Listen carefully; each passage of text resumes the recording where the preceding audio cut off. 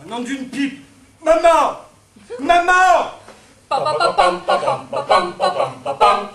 Oh, je suis furieux, je suis fou de rage. Maman? Qu'est-ce que c'est encore? Mon fils, qu'est-ce qui vous arrive donc? Laissez cette cravate, maman, c'est exaspérant. Je ne peux pas arriver à faire le nœud. Allons, allons, Dubon, ne vous énervez pas. Vous n'avez qu'à demander à votre maman. Mais je déteste que les choses me résistent comme ça, c'est humiliant. Mais non, Dubon, cela n'a rien d'humiliant. Il s'agit d'un travail manuel. Vous êtes fait pour penser, vous, pour réfléchir. Et non pour user de vos mains comme un croquant. Et je suis général, ma mère. Vous devez être le cerveau du corps de vos troupes. De mon corps d'armée, maman. Quand on est général de corps d'armée, on commande un corps d'armée. Quand on est général de brigade, une brigade. Et quand on est général de division, une division. Eh bien, Audubon, comme le disait toujours feu votre père, dans votre corps d'armée, vous devez être le cerveau qui commande, et auquel obéissent sans heurts les rouages innombrables de l'organisation, par la vertu lénitive et assouplissante de l'huile que constitue la discipline.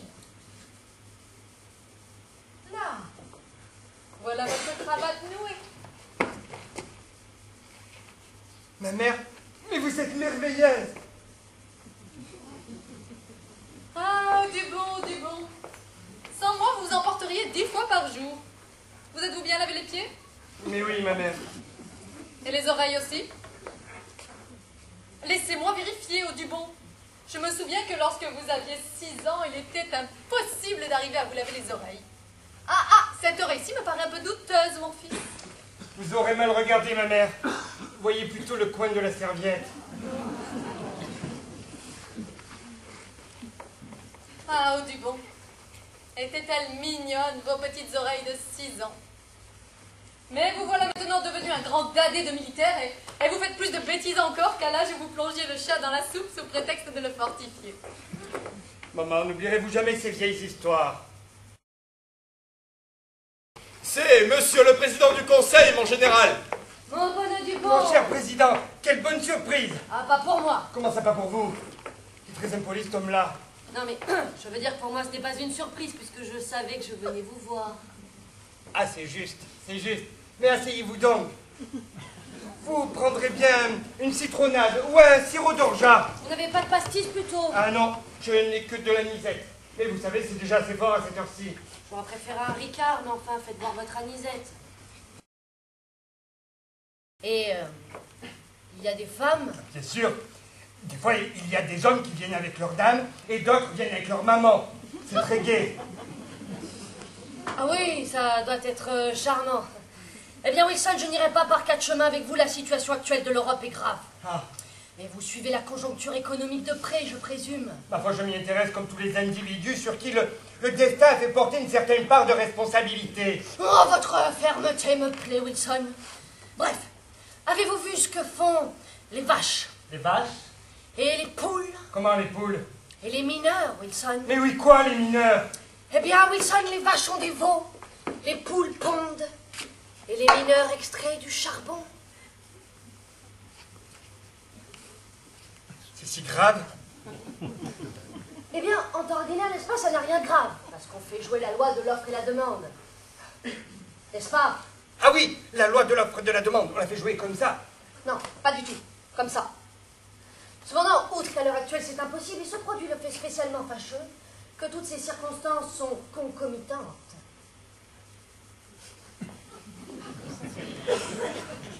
Si vous pouviez m'expliquer un petit peu, n'est-ce pas? Moi, je suis un militaire, un homme un peu brutal, un peu matériel. Je suis plus à l'aise avec le concret. Le simple. Oui, c'est vrai. J'oublie toujours que je me laisse emporter par le vocabulaire de mon ancienne profession. Ah, c'est vrai, Ah vous oui, êtes- je tenais la rubrique financière au monde. Ouais. Pour vous résumer la situation, à l'heure actuelle, nous souffrons... Wilson. À l'heure actuelle, nous souffrons d'une crise de surproduction. En temps ordinaire, n'est-ce pas, lorsque la production agricole augmente, on s'arrange pour que la production industrielle diminue, à la suite de quoi les prix agricoles baissent et les prix industriels montent. À ce moment-là, on accorde une subvention aux agriculteurs qui peuvent s'y attendre et maintenir les prix, et on augmente les salaires de l'industrie de façon à leur permettre de profiter de l'abondance. La subvention accordée aux agriculteurs est utilisée par eux à l'achat de matériel industriel, et les super bénéfices réalisés conséquemment par les industriels nous reviennent sous la forme de taxes à la production, cotisations sociales ou amendes diverses infligées par les brigades de contrôle du ministère. Le circuit se ferme et tout le monde est content.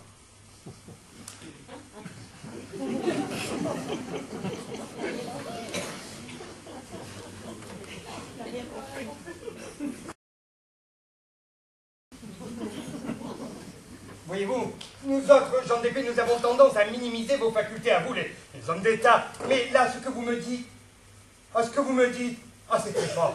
Oh, vous êtes trop aimable. Ah si, j'insiste, c'est très fort. Je vous resserre un peu d'anisette.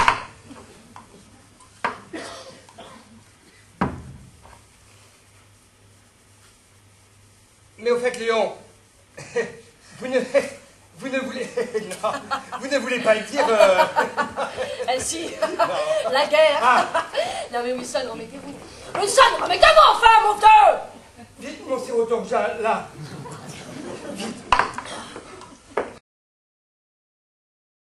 Allô, Dupont, Dusigny, oui. Eh bien, c'était pour savoir si vous accepteriez de venir tantôt. Robert. Voilà.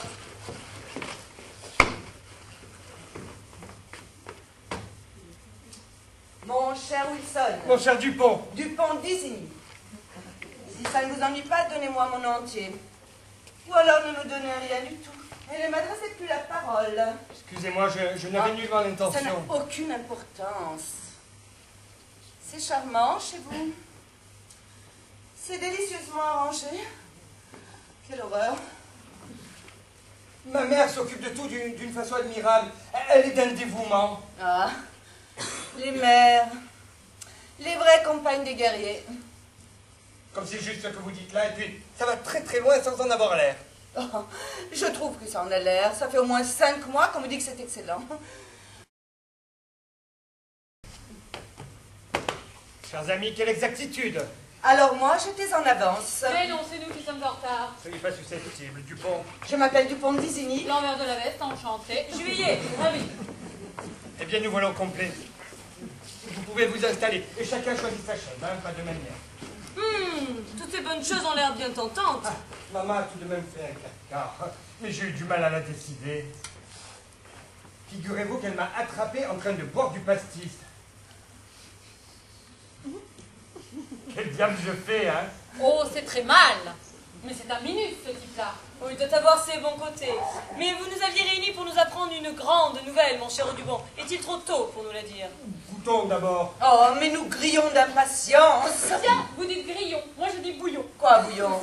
Je dis nous bouillons d'impatience. C'est drôle. Moi, je dis nous séchons d'impatience.